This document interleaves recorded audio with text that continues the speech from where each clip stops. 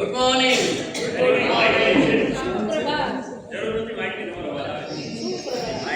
તમારો બી પ્રતિસાદ એટલો જ ઉત્સાહપૂર્વક ને જોશથી આવે તો મજા આવશે કે આજે બહુ મોટું વૈશ્વિક કામ કરવાના છીએ આપણે.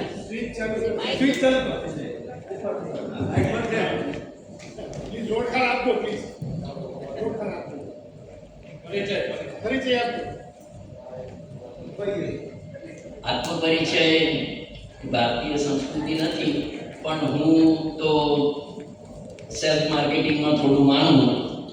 એટલે હિતેન્દ્ર ગાંધી, વ્યવસાય ચાર્ટર્ડ એકાઉન્ટન્ટ અને બાય પેશન અને સંસ્કારોથી ભારતીય સંસ્કૃતિનો વિદ્યાર્થી.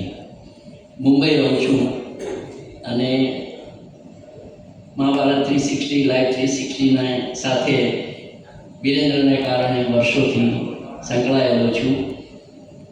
આજે આપણે એક એવા વિષયની વાત કરવાના છીએ. પેનલ ડિસ્કશન છે એ તો આપને સેટઅપ પરથી ખ્યાલ આવ્યો હશે. વિશ્વગુરુ. ભારતને વિશ્વગુરુ થવા માટેના ખૂબ બધા શંખ ફૂંકાય છે. તે વખતે ક્યાં કેટલે દૂર અને શું ઘટે છે એની વાતો કરવાને માટે હું આમંત્રણ આપીશ.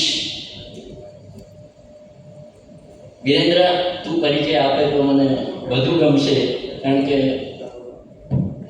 આજની અહીંયા પેનલ ડિસ્કશનમાં આપણી વચ્ચે ઉપસ્થિત શ્રી જીતેન્દ્રભાઈ ભીંડી છે. વેલકમ જીતુભાઈ, આપનું હાર્દિક સ્વાગત છે. શ્રી જીતેન્દ્રભાઈ ભીંડી રાષ્ટ્રીય સ્વયંસેવક સંઘના અમારા સંપર્ક વિભાગના અધિકારીશ્રી છે, જૂનાગઢના અને ગુજરાત બ્રાન્ચના, અને બીજી ઘણી બધી એક્ટિવિટી સાથે સંકળાયેલા અને બહુ સફળ જ્વેલર્સ તરીકે તેઓ પ્રખ્યાત છે. રાજકોટ અને જૂનાગઢમાં એની શાખાઓ છે. જીતેન્દ્રભાઈ ભીંડી. ત્યાર પછી શ્રી એડવોકેટ શ્રી તુષારભાઈ વ્યાસ, હાઈકોર્ટના વકીલ તરીકે વડોદરાની અંદર તેઓ કાર્યરત છે અને કાયદા વિશેના એમના કાયદો અને સાહિત્યને સંલગ્ન એવા વિષયો ઉપર એમણે પુસ્તકો લખેલા છે. અને MS યુનિવર્સિટીની અંદર T20 એટલે કે ગીતાનો 18 દિવસ રોજે નવા વક્તાઓ સાથે અધ્યયનો પરિચય આપવાનો કાર્યક્રમ તેઓએ સફળતાપૂર્વક 3 વર્ષ સુધી કરેલો છે. તેમનું સ્વાગત છે. ત્યાર પછી ડૉક્ટર બકુલ જોશી, ગઈકાલે આપણે મળ્યા હતા. કોર્પોરેટ સેક્ટરની અંદર ખૂબ જ મોટા એશિયા લેવલના કોચ છે અને માત્ર 2 દિવસ માટે તેઓ ઘણો યત્ન કરીને આપણી વચ્ચે આવ્યા છે. પણ આપણે એકદમ અંગત મિત્ર છે એટલે એમની આપણને બધાને ઓળખાણ છે. કમલેશ કોટક. કમલેશભાઈ છે, એમને વેદ નમનનો ગઈકાલે આપણને પરિચય થયો. કમલેશભાઈ, એમની ટીમ વેદોનું કેટલું કાર્ય કરે છે અને કેટલા સાતત્યપૂર્ણ રીતે યુવાનોમાં વેદનો વિચાર પ્રસરે એ માટે પ્રયત્નશીલ છે, એનું આપણને એમને ગઈકાલે ડેમોન્સ્ટ્રેશન પણ મળેલું. વેલકમ કમલેશભાઈ. તો હિતુભાઈને વિનંતી કરીશ કે આપ proceed for this subject. Thank you.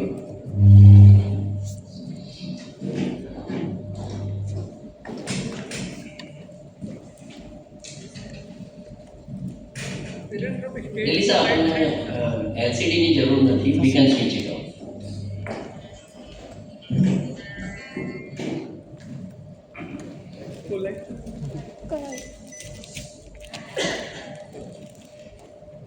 દરેક જીવનમાં, કુટુંબમાં, સમાજમાં કે રાષ્ટ્રમાં, દુનિયાના દરેક દેશોમાં હંમેશા ચડતી અને પડતીનો દોર કાયમ આવતો રહેતો હોય છે. એટલે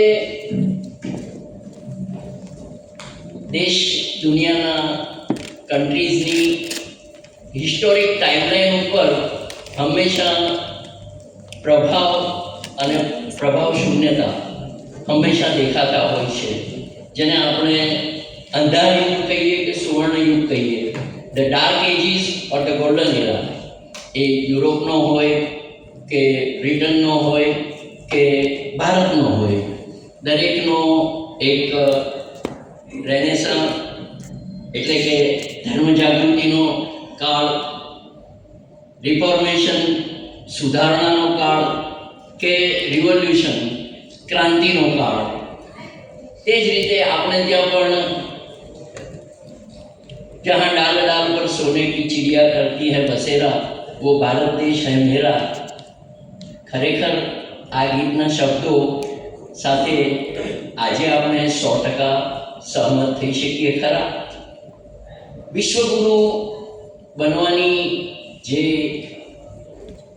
આકાંક્ષા, આશાનું સપનું બધાએ થોડું થોડું શેર કર્યું છે. ભારત વિશ્વગુરુ થાય તો કોને ન ગમે, ઓફકોર્સ. પણ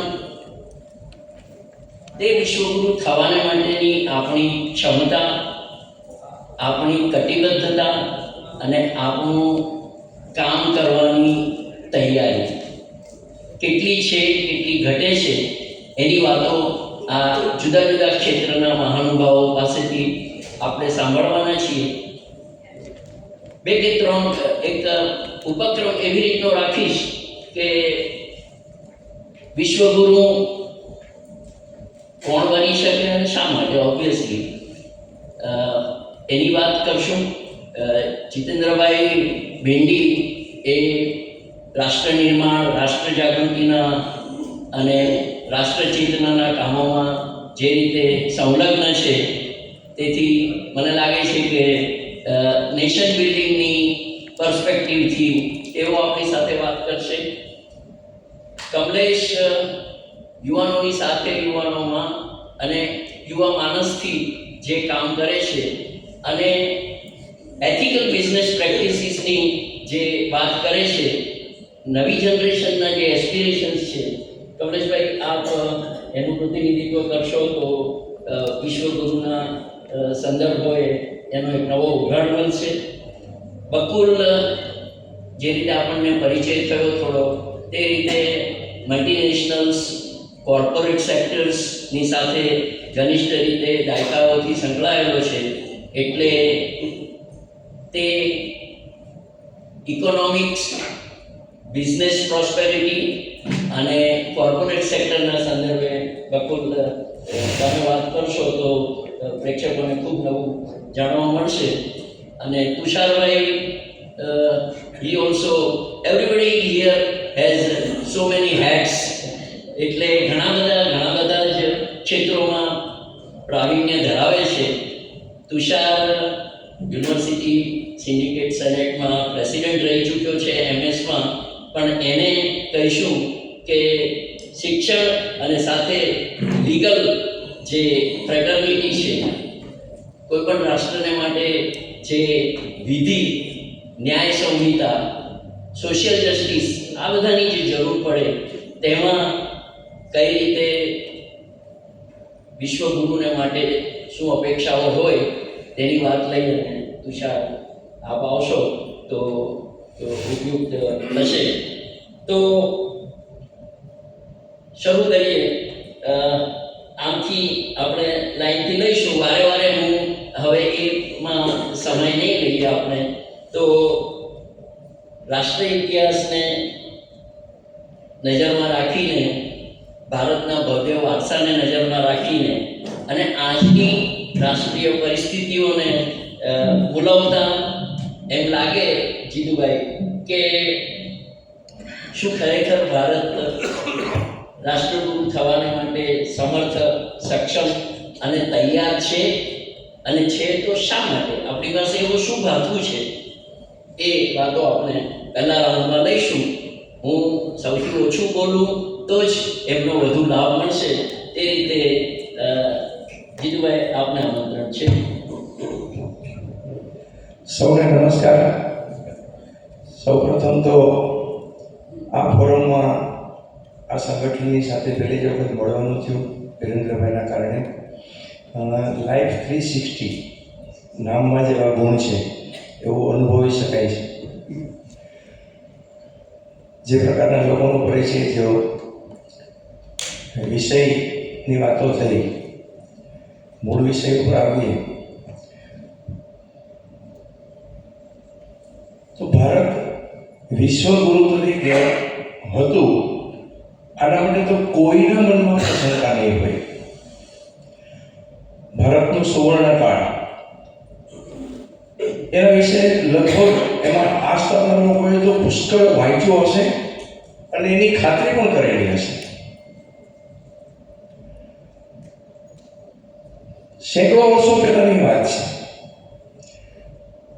આ વાતાવરણની જ્યારે વાત થઈ છે ત્યારે. તો એની સાથે સાથે આપણા ધ્યાનમાં પણ એવું હશે કે એ પછી ભારતની દુર્દશાના કારણો શું હોઈ શકે. સ્વાભાવિક રીતે જ અભ્યાસુ લોકોના મનમાં સવાલોની પરંપરા થાય. હવે સુવર્ણકાળ હતો?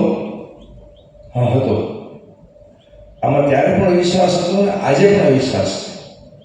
એટલે વિશ્વગુરુ થવાનું છે એમાં કોઈ બેમત નથી. પરંતુ હતો અને આજની વર્તમાન પરિસ્થિતિ અને થવાના છે આની વચ્ચેનો અંતર શું છે? તો એના દુર્દશાના કારણો શોધીએ. પેનલ ડિસ્કશન છે, વક્તવ્ય નથી.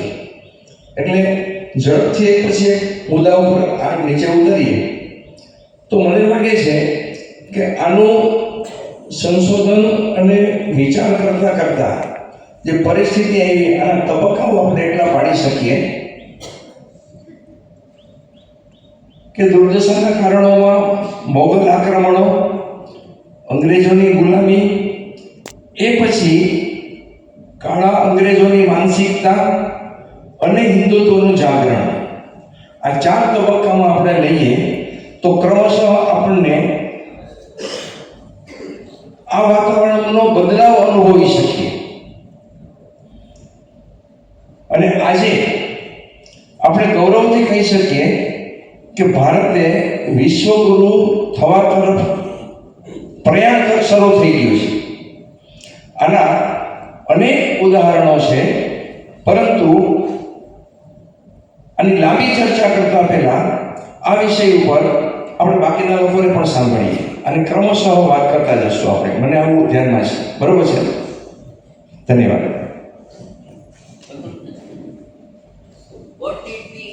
What do we have કે જેના કારણે આપણે વિશ્વગુરુ હતા અને we justified ourselves as Vishwaguru in the past. પહેલા એ જ લઈએ કે આપણી પાસે શું ભાથું હતું ઇકોનોમિક ક્ષેત્રે, ગવર્નન્સના ક્ષેત્રે, બિઝનેસના ક્ષેત્રે, જેનાથી આપણે વિશ્વગુરુ થયા. શું ઘટ્યું, શું તૂટે છે અને કેમ લાવશું એ ત્રીજા રાઉન્ડમાં લઈશું.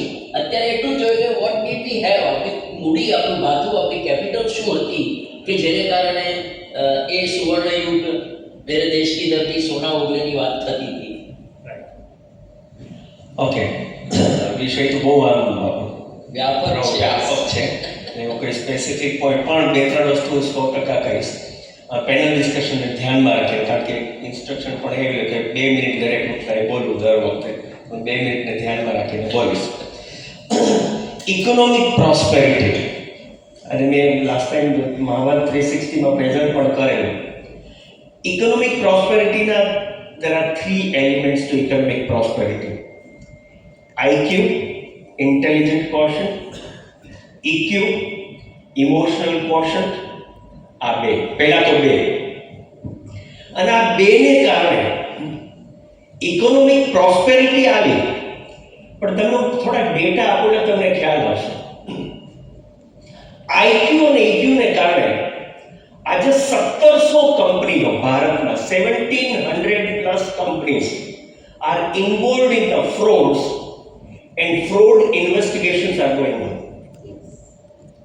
ફ્રોડ એટલે કંઈક ખોટું કર્યું હોય, ક્યાંય કરપ્શનમાં પકડાયા હોય, ક્યાંક કોઈ ESGના ગોલ, પોલ્યુશન કંટ્રોલ બોર્ડના લોકોને લાંચ આપીને પોલ્યુશનથી હજુ પણ ફેક્ટરી ચલાવતા હોય. IQ and EQ are no less there. અને કોઈ નેટફ્લિક્સ હોય છે ને, નેટફ્લિક્સ ઓલમોસ્ટ તમે બેડ બોય બિલિયનિયર સિરીઝ જોઈ છે? કોણે જોઈ છે? તમે જોઈ છે, રાઈટ? ભારતના 3 મોટા ઇન્ડસ્ટ્રીયાલિસ્ટે કયા પ્રકારના ફ્રોડ કર્યા એ ત્રણેયની રિયલ સ્ટોરી છે. વિજય માલ્યા, સુબ્રતો રોય સહારા અને નીરવ મોદી. એ ત્રણેય ઇન્ટેલિજન્ટ હતા, ત્રણેય ઇમોશનલી લોકોને એક્સપ્લોઇટ પણ કર્યા. સો IQ was very high, but their spiritual quotient was very, very low. જ્યારે સ્પિરિચ્યુઅલ quotient લો હોય, ત્યારે તમારો અંદરનો માયલો જાગ્યો ન હોય, યોર સ્પિરિચ્યુઅલ quotient ઇઝ લો.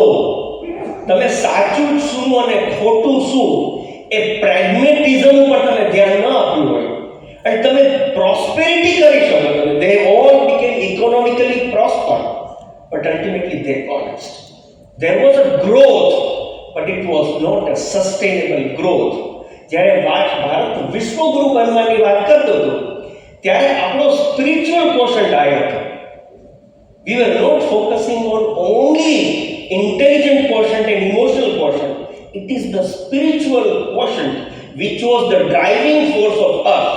પણ હવે એક રેટ રેસમાં we have missed SQ and that is leading to all the problems. એટલે જો ફરીથી આપણે economic growth or sustainable growth, I would say there are two words, growth and a sustainable growth.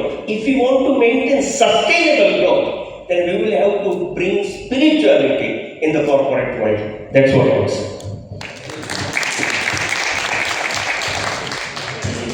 Bakul, you rightly mentioned about the rat race and the missing SQ.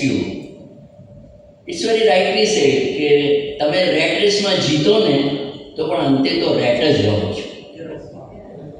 એટલે ભારતનો વ્યાપાર, ભારતના રાજ્યોની સમૃદ્ધિ અને પ્રોસ્પેરિટીની વાતો કદાચ આપણને ઇતિહાસે એટલી નથી આપી, પણ ચાણક્યના અને જુદા જુદા પરદેશી વિઝિટર્સના અથવા તો મુગલકાલીન તટસ્થ રીતે લખાયેલા શાહીનામાઓમાં જો જઈએ તો ભારતનું વ્યાપાર, વાણિજ્ય, ટ્રેડ એન્ડ કોમર્સ એટલે સુધી વિકસેલું અને પહોંચેલું હતું અને ભારત કઈ કઈ વસ્તુઓને એક્સપોર્ટ તે વખતે કરતું હતું તેની વાતો આપણને ભારત એક ખોજ કરીએ તો જરૂર મળી રહે.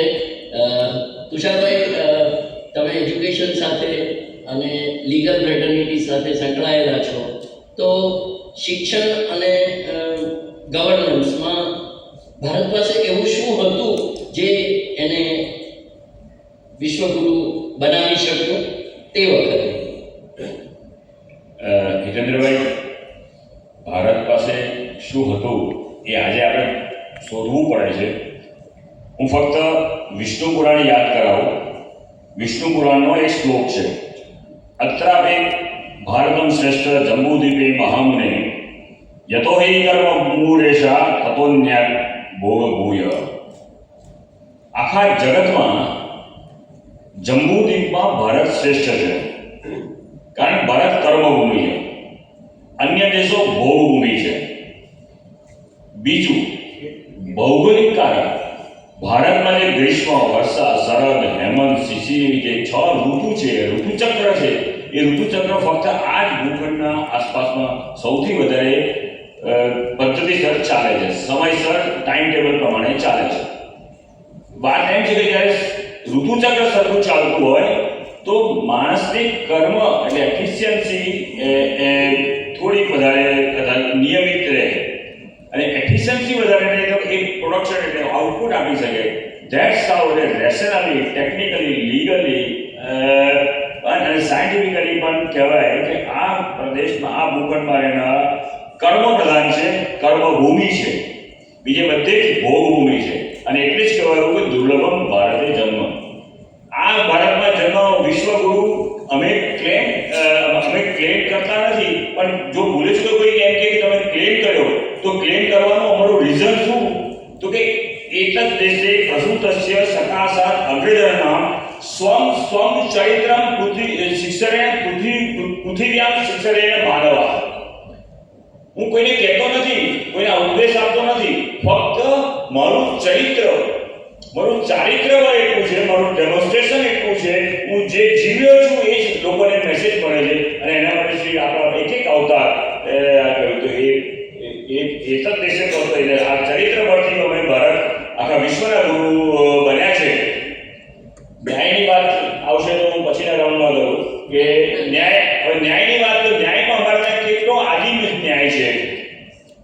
વિષ્ણુ સહસ્ત્ર પાઠ ઘરે ઘરે થાય છે.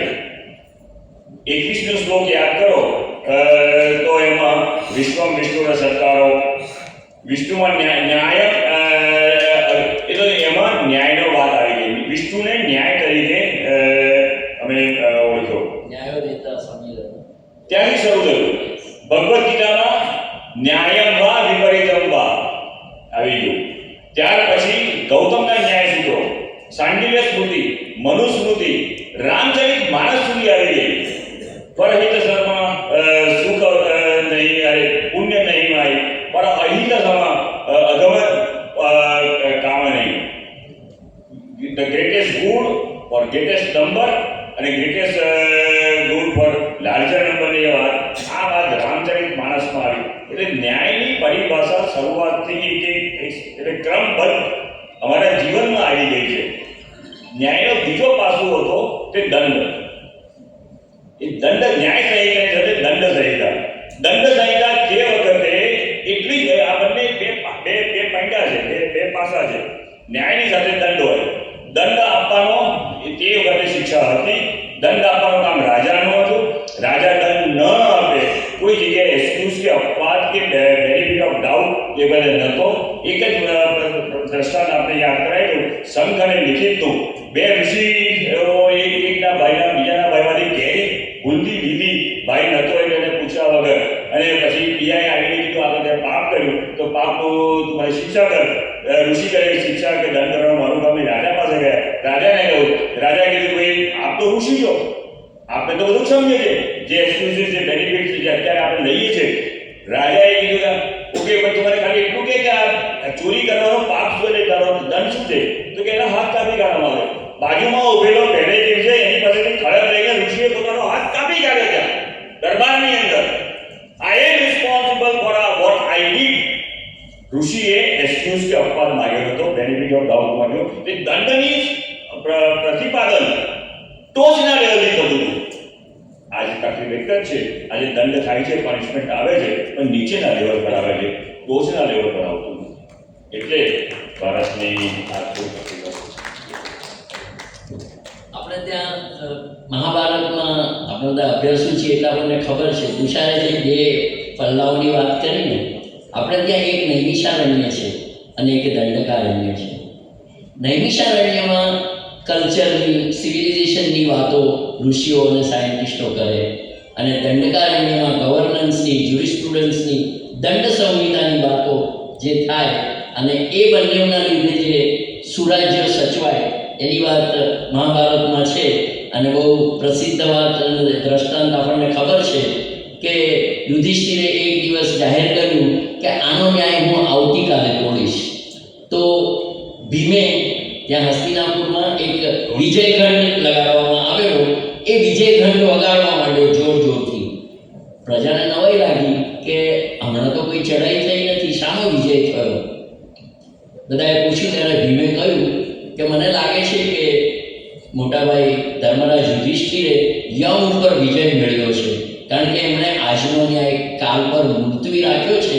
એમને ખબર છે કે કાલે હું હોઈશ, જીવીશ, અને તેથી યમ ઉપરના વિજયને માટે હું આ વિજયઘંટ વગાડું છું.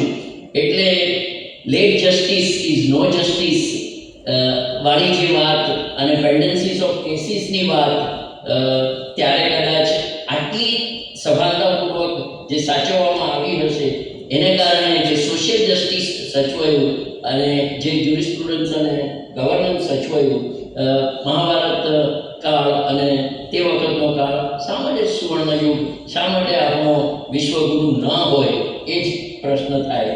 Kamlesh, how would you reflect on this? એક આ વાતમાં એડ કરીશ, અને તે દંડની સાથે પ્રાયશ્ચિત હતું. એ પ્રાયશ્ચિતની ભૂમિકા ફક્ત ને ફક્ત ભારત પાસે છે. આ પ્રાયશ્ચિતની ભૂમિકા મહાભારતમાં અનેક જગ્યાએ આવે છે, પણ દંડ અને દંડને શરૂઆતમાં પ્રાયશ્ચિત અને પ્રાયશ્ચિતથી વધારે સિવિયર ગુનો હોય તો દંડ આવે. પણ એ બંને વસ્તુ મિસિંગ છે. Therefore we are lacking somewhere. જેના આજના કાળમાં રિફોર્મેટિવ પનિશમેન્ટ્સ કહેવામાં આવે છે, કે જેલો એ સુધારખાના હોવા જોઈએ. મને એમ વિચાર આવતો હતો કે પેનલ ડિસ્કશન એટલે હેસે શું? એટલે સૌથી પહેલાં તો મને ખ્યાલ આવ્યો કે 5 વ્યક્તિ કે 5 થી વધારે કે 5 થી ઓછા બધા અધૂરા બધા ભેગા થાય એટલે બધા ભેગા ડિસ્કશન કરે એટલે પૂર્ણ થઈ જાય એ વિશ્વગુરુ છે. એટલે આવી જો પેનલ ડિસ્કશન થશે તો 100% વિશ્વગુરુ ભારત થશે એવું મને લાગે છે. એટલે કોઈ અધૂરા નથી, બધા પોતાના ક્ષેત્રના માહિર છે, પણ લાઈફમાં તો ઘણા બધા ક્ષેત્રો છે એટલે બધાને સાથે લાગે છે. અપૂર્ણમાંથી પૂર્ણત્વ તરફની ગતિ જે આપણી જે છે કે આપણે સાથે મળી અને બધા કરી શકીએ એના માટેની વાત છે. Thank you. સાથે મળી છે ત્યારે આજે વિશ્વગુરુની જે વાત થાય છે એ અર્થની અંદર અધૂરા નહીં પણ પૂર્ણત્વ તરફની જે આપણે જે વાત કરીએ છીએ એ વાત છે એ અર્થની અંદર દેવભાઈ છે. એટલે તુષારભાઈ ગઈકાલે મને વાત જે કહી દીધી એ સરસ મજાની હતી. એમને જ્યારે બુક આવી ત્યારે એમાં આ જ વાત હતી કે ભારત વિશ્વગુરુ માટે તૈયાર છે કે નહીં. મને એમ લાગે છે કે વિશ્વગુરુ છે એને જાણવાની, માણવાની, સમજવાની ને વિચારવાની જરૂર છે. આપણે પેનલ ડિસ્કશન જે છે એ બધા પેનલ પૂરી થાય ત્યારે આખી રૂમ બને છે ને, ઓલું કોલ્ડ રૂમ બને કે કોલ્ડ સ્ટોરેજ બને, બધી પેનલ પૂરી થાય ને ત્યારે બને છે. એટલે આ જે છે ને એ બધા અલગ અલગ પ્રકારના વિચારો સાથે મળી જ્યારે પૂર્ણ થાય છે ત્યારે વિશ્વગુરુની વાત જે છે ને એ લાગે. વેદાંતનો સિદ્ધાંત છે કે પ્રાપ્તસ્ય પ્રાપ્તિ છે. ભાઈએ વાત કરી બકુલભાઈ કે સ્પિરિચ્યુઆલિટીનો અભાવ જે છે એમ પ્રાપ્તસ્ય પ્રાપ્તિ જે છે એ મારી અંદર જે છે એ જાણવાનું છે ને મારે. ઉપનિષદ જેવો કાળ હોય ત્યારે પણ કરપ્શન તો હતું જ, ત્યારે પણ રાક્ષસો તો હતા જ, પણ આ વસ્તુ જે છે એ પ્રાપ્તસ્ય પ્રાપ્તિ હું મેળવી શકું છું, હું જાણી શકું છું, હું સમજી શકું છું. વિશ્વગુરુની ઉપનિષદ કાળ જે છે, વેદોનો કાળ જે છે એ પાછો આવી શકે છે અથવા છે જ એને હું જોઈ શકું, જાણી શકું. આ જે છે ને એ વિશ્વગુરુની વાત જે છે. એટલે સ્પિરિચ્યુઆલિટીની વાત છે થિંક ગ્લોબલી એક્ટ લોકલી. આપણે વિચારીએ ઘણું બધું પણ એપ્લિકેબલ જો હું મારાથી કરું, બિઝનેસની સાથે હું કરું અથવા હું જે મારી રિસ્પોન્સિબિલિટી છે એની સાથે એથિકલ પ્રેક્ટિસીસ કરું તો આ છે ને વિશ્વગુરુની વાત જે છે. વિરેન્દ્રભાઈ કહેતા હોય છે આખું મહાભારત આપણી અંદર છે, બધા કેરેક્ટરના મહાભારત આપણી અંદર છે. તો આખું ભારત જે છે એ આપણી અંદર છે. તો એને હું જાણું, જોઉં, સમજું અને એમાં હું ફેરફાર કરું ને તો થિંક ગ્લોબલી અને એક્ટ લોકલી. મારાથી શરૂઆત કરું અને પછી પાછે બી એન્ડ મેક. હું પહેલાં પ્રેક્ટિસ કરું અને એની સુગંધ અથવા એની વાત જે છે ને એ બહાર જાય આ ટાઈપ હોય ને તો એ વિશ્વગુરુ છે એવું મને લાગે છે. Very true. વિષય તરફ આગળ વધીએ. વિશ્વગુરુ ભારત થઈ શકે એના ભવ્ય ભૂતકાળની વાતોને કારણે પણ અમે બ્રેઇન ટ્રસ્ટમાં એક વિષય ચર્ચતા, શ્રીમંત સંસ્કૃતિના ગરીબ દીકરાઓ. વાસી ખાઈએ છીએ તો ઉપવાસી રહીએ છીએ. એ જે વાત છે તો એવું શું થયું કે વિશ્વગુરુ તરીકેનો, પહેલાં તો એક વસ્તુ બહુ સ્પષ્ટ કરી દઈએ કે વિશ્વગુરુ એ કોઈ વ્યક્તિ નથી. આપણે જનરલી ગુરુના પદે કોઈ વ્યક્તિને જોતા હોઈએ છીએ, પણ અહીંયા ગુરુ એટલે મોટો, જે લઘુ નથી તે, અને એ વ્યક્તિ તરીકે નહીં પણ લીડર તરીકે. અને કાલે બીજા એક મિત્ર જોડે વાત થતી હતી તો મને કે વિશ્વગુરુ શા માટે, વિશ્વમિત્ર કેમ નહીં? એટલે મેં કીધું આજના જીઓપોલિટિકલ સિચ્યુએશન્સમાં કોઈ કોઈનો ગુરુ થઈ શકતો નથી. બધાએ પોતપોતાના નિહિત સ્વાર્થો સંભાળીને એકબીજાના મિત્રો જ થઈને રહેવું પડે છે. અમેરિકા, કેનેડા, ઇન્ડિયા, બ્રાઝિલ પોતાના ટેરિફ વોરમાંથી ઊંચા આવે કે ના આવે પણ દરેકે પોતાના સ્વાર્થો સાધીને બી અલ્ટિમેટલી તો વર્લ્ડ ફોરમ્સ ઉપર મૈત્રીની અને શાંતિની અને પ્રોસ્પેરિટીની જ વાતો કરવી પડે છે અને તે જ સાચી અને સારી અને આવકાર્ય છે. તો ફરી એકવાર એ જ વસ્તુ પર જઈએ કે વોટ ડુ વી લેક. આજે એવું શું ખૂટે છે, શું એવું થયું? બધી જવાબદારી આક્રાંતાઓ ઉપર નાખી દેવી મને નથી લાગતું કે તે એટલી યોગ્ય હોય. તો ઇન્ટરનલી એવું શું થયું કે જેને કારણે જાગૃત ધબકતું રાષ્ટ્ર થોડું ઓછું પડ્યું, ઢીલું પડ્યું, મોડું પડ્યું? જીતુભાઈ જે 4 પાસાઓ કયા હતા એના ઉપર પણ હા, મને લાગે છે કે એ ક્રમશઃ એ ચાલે છે. અત્યારે લાગે છે કે દુર્દશાના કારણો વળી તમે બહુ learning બહુ સરસ જ કરી. આ યોગાનો યોગ છે. આ યોગાનો યોગ છે Yes. કે આપ જે સોચવાની બધું ભારત વિશ્વગુરુ આ વાત આવી. અત્યારે આપણે ગુરુની આપણે ડેફિનેશન આપી. મને લાગે છે કે ગુરુ એટલે ગુરુનો ભાવ છે. ગુરુ એટલે મોટો, એ આપણે વાત કરી. મને લાગે છે કે ગુરુ એટલે આદરપાત્ર. ભારત વિશ્વગુરુ બને એટલે ભારત વિશ્વનો બોસ બને. બોસ બને આ કલ્પના નથી. સમગ્ર વિશ્વમાં ભારત આદરપાત્ર બને આ કલ્પના છે. એટલે ભારત આદરપાત્ર હતું. અમુક કારણોસર, દુર્દશાના કારણોનો વિષય એટલો લાંબો છે કે એને આપણે ખાલી ટચ કરીને નીકળી જઈએ. એટલા માટે મેં ખાલી બે વાત કરી, મોગલ આક્રમણ અને વિદેશી અંગ્રેજોનું ગુલામી. ફક્ત આ બે વિષય પૂરતા છે, એમાં ઊંડા ઉતરવાની જરૂર નથી. આદરણીય વ્યાસજીએ કહ્યું, ઉદાહરણ આપ્યું કે આપણે ત્યાં ઋષિ પરંપરા હતી, ન્યાયનો એટલો આગ્રહ હતો. ન્યાયનો આગ્રહ એટલે કેવો કે રાજા જ્યારે એને માફી આપે છે ત્યારે પણ એમ કહે છે કે તમારી ન્યાય સંહિતામાં આના માટેની દંડ શું છે સંહિતામાં. એમ કે અમારો તો ચોરી કરે ને હાથ કાપી નાખવાના. એટલે પોતાની જાતે હાથ કાપી નાખે છે. સુવર્ણ યુગમાં આ માનસિકતા અને આ વિચારવાની પદ્ધતિ હતી, એટલે આપણે સુવર્ણકાળમાં હતા. આદરણીય બકુલભાઈએ વાત કરી, આજના 3 કોર્પોરેટ જે દેશને લીડ કરે એવા સૂર્યોનો વ્યવહાર સ્વયં કેન્દ્રી, સ્વકેન્દ્રી, એથિક્સ સાથે કંઈ લેવા દેવા નહીં. બહુ સરસ વાત કહી કે પહેલાના જમાનામાં આપણા વડવાઓ પાસેથી આપણે સાંભળ્યું હશે કે તું હોશિયાર રહીશ, તું ચોરી કર, એ પકડાઈશ નહીં.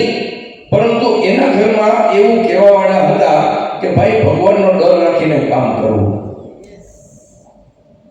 બકુલભાઈની વાતમાં આને આ 3 લોકોને ભગવાનના ઘરનો ડર રાખીને કરવાવાળું કહેવાવાળું કોઈ નહોતું.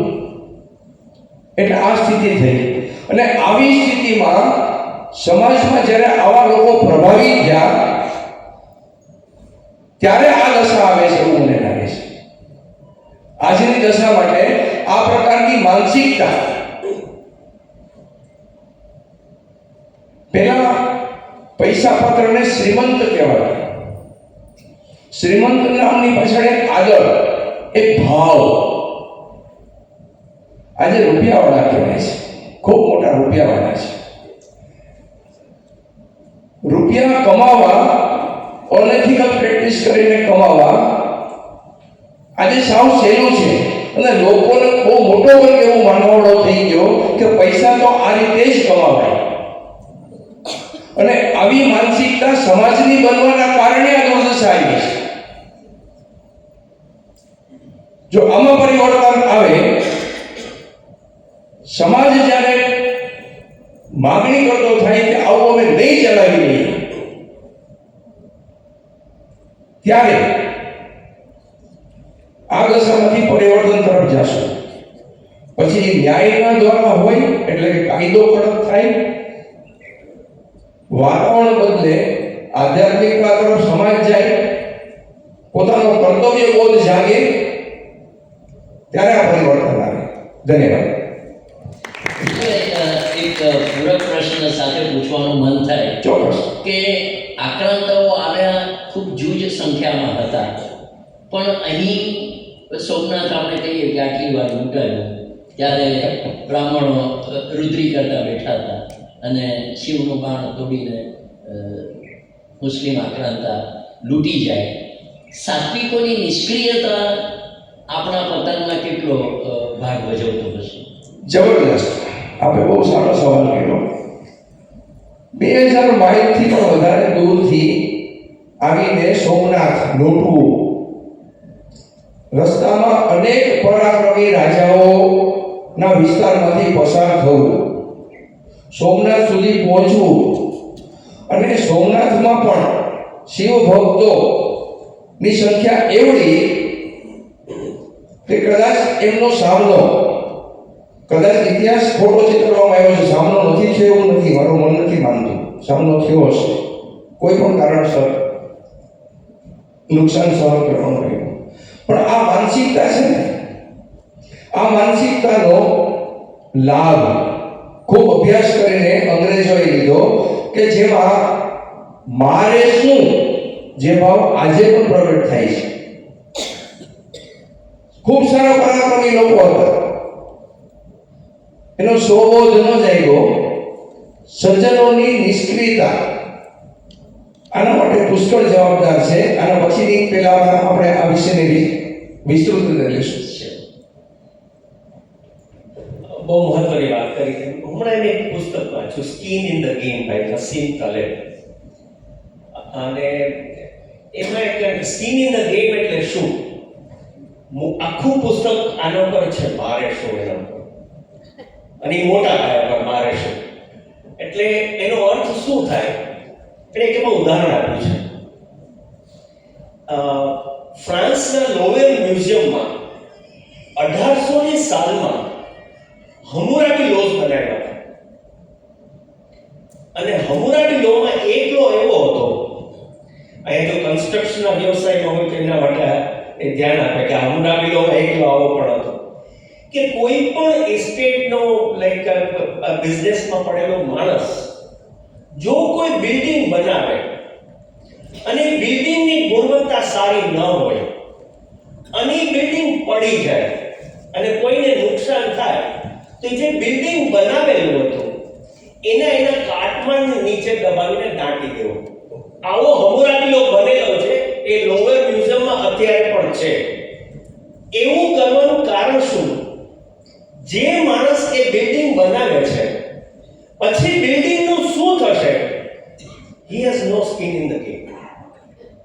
પણ હવે જો આ બિલ્ડિંગ પડશે તો મને જેની નીચે દાટીને મારી નાખવામાં આવશે. now he has a skin in the game. આપણો કાર્યક્રમ 9 વાગે ચાલુ થવાનો છે અને 9:36 ચાલુ થયો because we have no skin in the game. જો અમે એવું દાખલા કર્યું હોય કે જે લોકો 9 વાગે આવશે ને 10,000 રૂપિયા મળશે અહીંયા, now we have skin in the game. આપણે બધા જ 9 વાગે આવ્યા. when we have no skin in the game, we are not responsible for anything. એટલે જ આટલા બધા પુલો પડી જાય છે, આટલા બધા એક્સિડન્ટ થાય છે, આટલે બધે ઠેકાણે પોલ્યુશન છે. અને એક અઠવાડિયા કે 2 અઠવાડિયા પહેલા વિરેન્દ્રભાઈએ એક લેક્ચર આપેલું, એક પુસ્તક પરિચયમાં, મહાન હૃદયોના સારેગામા પધની. કોઈ વાંચ્યું છે એ પુસ્તક? ઘણાએ વાંચ્યું છે. એનું અંગ્રેજી કઈ બુક છે તો ખ્યાલ હશે, 7 Habits of Highly Effective People. I can take 1 minute more. Sure. તમે બધા સમયથી થોડું વધુ કોન્શિયસ થઈ ગયા છો, Okay. પણ એ 36 મિનિટ આપણે એમની જ પાસે વસૂલ કરશું. રાઈટ. એમાં વિરેન્દ્રભાઈ વાંચેલું હતું કે વિરેન્દ્રભાઈ કીધેલું પણ હતું, આપણે દરેકના જીવનમાં 3 સર્કલ હોય.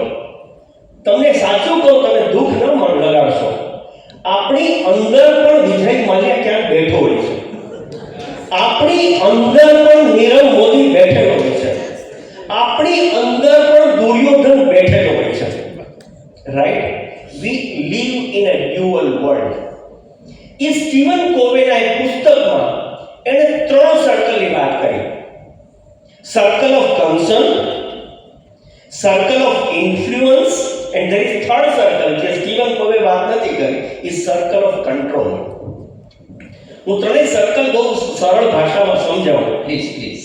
સર્કલ ઓફ કન્સર્ન, આ દેશમાં તો કોઈ સુધરતું નથી ને આ દેશમાં આટલું પોલ્યુશન છે ને આ દેશમાં તો બધે લોકો કચરો કરે છે ને આને, that is called circle of concern.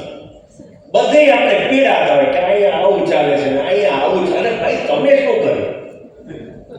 જો ક્યાંય પડેલો કચરો તમે ઉપાડીને જો કચરા ટોપલીમાં નાખો તો then it is a circle of influence. તમે તમારું સર્કલ ઓફ કન્સર્ન આપણા બધાનું, તમારું કે હું એમાં તમારા મારો જ એક છું, આપણું સર્કલ ઓફ કન્સર્ન બહુ મોટું. what action we take? What action have we taken? આખી રાત આઈસ્ક્રીમના કપ ત્યાં પડી લીધે પડ્યા હતા.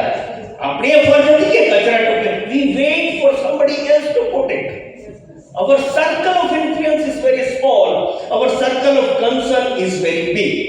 જ્યારે આપણું સર્કલ ઓફ ઇન્ફ્લુઅન્સ મોટું થવા માંડે, when we start raising voice on corruption, on bribery, on something going wrong, when we start raising our voice, when our circle of influence become bigger, we will be able to change this country. Vishwaguru can become. How is a circle of control? અને જેટલા લોકો અહીંયા સારી position ઉપર છે, they are in circle of control. બધા જ control એના હાથમાં છે, રાઈટ? બધા પોલિટિશિયન્સ પણ એમાં આવી જાય, આરએસએસ ના સ્વયંસેવકોમાં પણ આવી જાય, હું પણ એમાં આવ્યું. સર્કલ ઓફ ઇન્ફ્લુઅન્સ ઇઝ, હું તમને કઈ ઇમ્પ્રેસ કરવા કહેતો નથી, પણ આ મારું હમણાં હું તાજું ઉદાહરણ. હું અત્યાર સુધી મેં 2 કંપનીમાં કરેલા, નવી કંપનીમાં હું કામ કરવા ગયો અને એ લોકો બિના લાયસન્સની પ્રોડક્ટ વેચતા હતા. મેં ક્યારેય કોઈ પણ લાયસન્સ વગર પ્રોડક્ટ ન વેચી, એને એવો અવાજ ઉઠાવ્યો ત્યાં માલિક સામે. હું અહીંયા એના 2 બીજા મોટા સિનિયર મેનેજર એની મારી પાસે, ત્રણનું ગ્રુપ, 30-35 વર્ષથી ત્યાં કામ કરે, સામે માલિક. મેં કીધું ભાઈ બિના license I will not sell. He said, Dr. Joshi, you have to be practical. બિના લાયસન્સ થોડું પ્રેક્ટિકલ તો મેં બોલા, I will not become practical. મારી તૈયારી ત્યાં ત્યારે રાજીનામું આપી દેવાની પણ હતી અને મેં એના માલિકને કીધું, હું આજે તમને કહું છું ને એ તમારા ઇન્ટરેસ્ટમાં કહું છું. You should not sell without any selling permission. એને ગમ્યું નહીં, પણ પછીથી એ 100% કમ્પ્લાયન્સની વાત કરવા માંડે. When you are in the control, even if you have to risk your life, even if you have to risk your job, but you have to raise your voice and you have to change the world. અને એટલે જ ભગવદ ગીતાનો એક શ્લોક હું આજે 3જી વાર કહું છું અને it is inscribed in my heart. યજ્ઞદાચરતિ શ્રેષ્ઠ તત્તર દેવે કરોચન સયત પ્રમાણ કૃતે લોકસ્ત દનુવર્તતે. એ પાપ જે રાજા કરશે તે પ્રજા કરશે. જે કંઈ પણ કરતું તો તું કરી તારી, અગર તું નિર્માલ્ય હોઈશ તારી પ્રજા નિર્માલ્ય હશે. જો તું ડિસઓનેસ્ટ હોઈશ તો તારી પ્રજા ડિસઓનેસ્ટ હશે. અને એટલે everybody is a leader. Everybody sitting is here is a leader. We will have to act on anything which is happening wrong. જો વિશ્વગુરુ બનાવવાનું સ્વપ્ન આપણે જો સાકાર કરવું હશે તો બધું નરેન્દ્ર મોદીના હાથમાં સોંપીને ચાલશે નહીં, એવું મારું માનવું છે.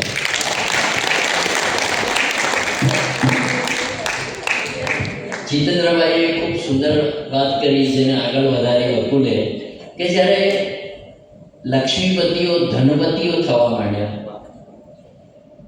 લક્ષ્મી નારાયણની હોય અને I am just a manager, a trustee, એ વાત ભૂલાતી ગઈ અને મારું શું ને મારું કેટલું એ જ્યારે વધ્યું ત્યારે જે પતનની શરૂઆત થઈ, તે જ વાત તમારા સંદર્ભમાં તુષારભાઈ આગળ વધારીએ કે રાજા કાલસ્ય કારણમ હોય તો પ્રજા બગડી એનું કારણ રાજા, કે રાજા બગડ્યો એનું કારણ તમે જ કહો. હું એકેડેમિક આન્સર આપો એના કરતાં એક સચોટ દ્રષ્ટાંત આપું પ્લીઝ. અને એ દ્રષ્ટાંત સત્ય હકીકતનો છે. જ્યાંથી હું આવું છું વડોદરા. એ વડોદરા ગાયકવાડનું વડોદરા તરીકે ઓળખાય, એ સુશાસન માટે ઓળખાય. સવારના એટલે રાજાની જવાબદારી કેટલી છે આપો છો ને, રાજાએ બગડવું ન જોઈએ, રાજા બગડે તો શું થાય, અને રાજાની જે ઓનસ, રાજા પર ઓનસ કેટલું, અને રાજાને કંટ્રોલ કરવા માટે તે કઈ સત્તા હતી, કયું રિમોટ હતું. તો this is exactly the true story, no exaggeration, no fiction. સવારનો સમય છે, ઝાંખું ભાગું જોવાનું છે. મહારાજા એનો રાજમહેલની બહાર નીકળીને રોજ એની મોર્નિંગ વોકમાં જાય છે. સાહેબ જઈ રહ્યા છે. થોડેક દૂર એક માજી હતા. એ માજી સાહેબ ગામડાના લોકોને ખબર છે કે સવારમાં ગાયોનું ધન જાય, પશુધન જાય એટલે પોદરા પડે અને લોકો પોદરા વીણી જાય. એ પોદરાના વીણવાનું કામમાંથી કેટલાના ઘર ચાલે. તો એક ડોસીમાં પોદરા વીણે અને એને જોયું કે કોઈ આવે છે, એ મોટા જરા આવીને ઉંચકાવને એને ઉંચકાવડાવ્યો. પોટલો નીચેથી ઉંચકાવવા આવે છે. આ બધી ગામડાના લોકો ખબર છે. આ વાત પતી ગઈ. બેટા તારું ભલું, ભગવાન તારું ભલું કરશે, આશીર્વાદ આપે અને આગળ નીકળ્યા. મારા જ્યારે જરા હાથ ખંખેર્યા અને સહેજ ભૂલથી મોઢા પર જરા સ્માઇલ આવ્યું અને આગળ ચાલવા આવ્યા. પાછળ આવતા હતા અરવિંદ ઘોષ, એમના સેક્રેટરી. અરવિંદે આ આખો બનાવ જોયો અને અરવિંદ પણ હસ્યા. અરવિંદ હસ્યા એટલે મહારાજે કહ્યું, અરવિંદ કેમ આપ હસ્યા? નહીં આપ કેમ હસ્યા? ના, હવે તમારે કહેવું પડશે. મને વિચાર એમ આવ્યો કે રાજા પ્રજાના માથે ભાર ચડાવે કે પ્રજાના માથેથી ભાર ઉતારે? Okay, it's okay. એટલે અહીંયા વાત પતી ગઈ, પ્રસંગ પૂરો થઈ ગયો. તો ભાઈને લાગી આવ્યો, પણ એ વખત તો રાજા હતો. રાજા કેવો હતો? આ રાજા હતો. એને તે જસ્ટિફાઈ કર્યું, યુ ડોન્ટ અન્ડરસ્ટેન્ડ. આ છે જે મારા આપણા સંસ્કાર કંપનીને બગડે ને કર્યા બધા ભાન નથી. You don't sense of credit and this and that નથી. સાહેબ, બીજે દિવસે દરબાર બને છે અને દરબારમાં એ માજીને બોલાવવામાં આવે છે. બાય ધેટ ટાઈમ રાજાએ વ્યવસ્થા કરી દીધી કે ભાઈ આ માજી ચડવા માજી ક્યાં છો? તો કે હું અહીંયા ફલાણા ફળિયામાં છું અને ત્યાં રહું છું. મારો દીકરો અમરેલી, એનું ઓરિજિનલ ગામ હતું અમરેલી. અમરેલીના આ લોકો હતા અને ઘરમાં કોઈ છે નહીં. મારા દીકરા, એ તું આ કેમ કરે છે? એ ઘરમાં કોઈ છે નહીં એટલે મારે આ ઉંમરે છાના ઈડમાં પડે છે. This was the conversation. ટોપલો ઉંચકીને મુક્તા સુધીમાં રાજાએ આટલી વાત એની પારા હેઠળ જાણી લીધો હતો. એની પ્રોફાઇલ લઈ લીધી. સૈનિકોને કીધું ને ભાઈ, સૈનિકો એનું લઈ આવ્યા દરબારમાં. એટલે લોકોએ કીધું કે આજે આવી ગયું.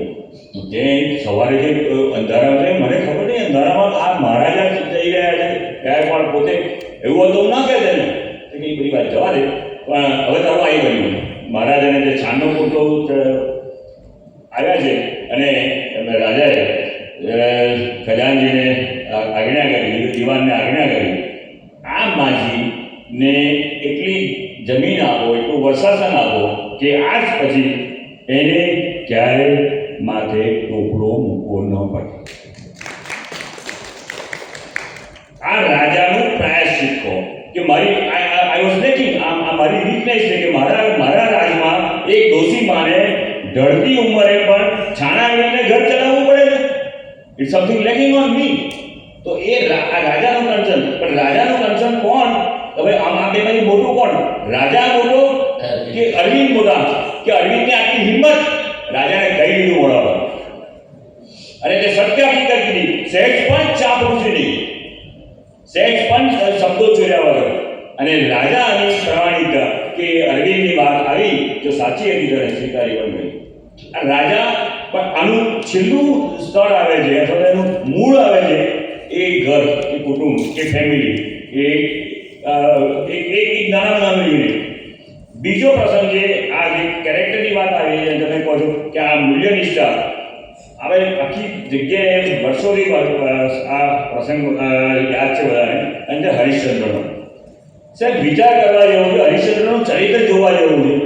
સત્ય અને હરિશ્ચંદ્ર બે શબ્દ પર્યાય કેમ બની ગયા? તો કે એને વિશ્વામિત્ર સાથે જે થઈ આખી ઘટના જવા દઈએ છે, એને જંગલમાં જવાનું થયું. રાજા પુત્ર અને પત્ની લઈને જાય છે. પાણીની તરસ લાગી, પાણી પીએ છે અને પરબનું પાણી પીવા ગયો. રાજાએ હરિશ્ચંદ્રએ કીધું, દોડી દે, તું રાજકુંવરનો છોકરો છું, તું પરબનું પાણી, રાજા પરબ બંધાવે, પરબનું પાણી પીએ નહીં. આ બાપના સંસ્કાર બાળકના માટે. ના, મારો બાળક છે ને જરા એને સ્પેશિયલ પ્રિવિલેજ નો. અને પછી આખી સ્ટોરી આખી લાંબી ખબર છે. એટલે જ્યારે મૃત્યુની વાત આવી, અગ્નિદાહ આપવાની વાત આવી, ત્યારે અગ્નિદાહ પણ એની કર વગર, વસૂલાત વગર અગ્નિદાહ આપવાની. આટલી પરીક્ષા પોતાના બિરિયાની જેમાં પોતાના personal second partner, better half પણ હોય તો પણ નો એક્સક્લુઝિવ.